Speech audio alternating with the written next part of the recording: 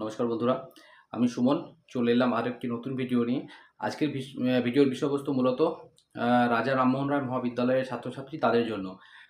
তো বিস্তারিত আসবো, তবে আবার বলবো যারা এই চ্যানেলে নতুন তারা কিন্তু আমার যে ইউটিউব চ্যানেল, এই ইউটিউব চ্যানেলটি কিন্তু সাবস্ক্রাইব করুন, কারণ শিক্ষা এবং চাকরি সংক্রান্ত যে কোনো ছোটো ছোটো তথ্য বা আপডেটের জন্য কিন্তু সঙ্গে থাকতেই হবে এবং আপডেট করতেই হবে কিন্তু এই চ্যানেলটি।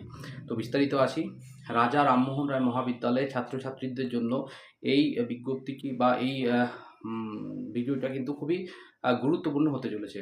কারণ বিশ্ববিদ্যালয় সূত্র এবং কলেজ সূত্রে যা জানা যাচ্ছে যে আগামী 20শে মে 2024 থেকে আগামী 15ই জুন 2024 পর্যন্ত কিন্তু রাজা রামমোহন রায় মহাবিদ্যালয়ের ছাত্রছাত্রীদের গরমের ছুটি পড়ে যাচ্ছে।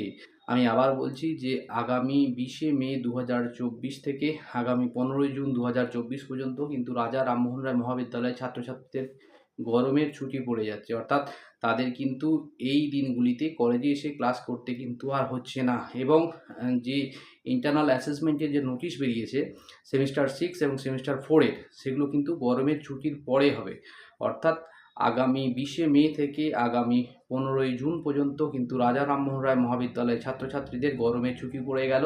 এই সময় কিন্তু তাদেরকে আর কলেজে আসার কোনো দরকার নেই।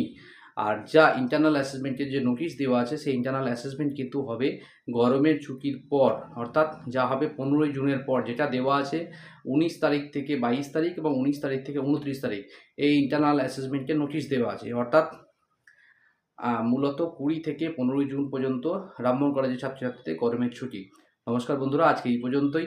পরবর্তী অন্যান্য ভিডিও বা অন্যান্য আপডেট রাখতে অবশ্যই চোখ রাখতে হবে আমার ভিডিওতে। নমস্কার।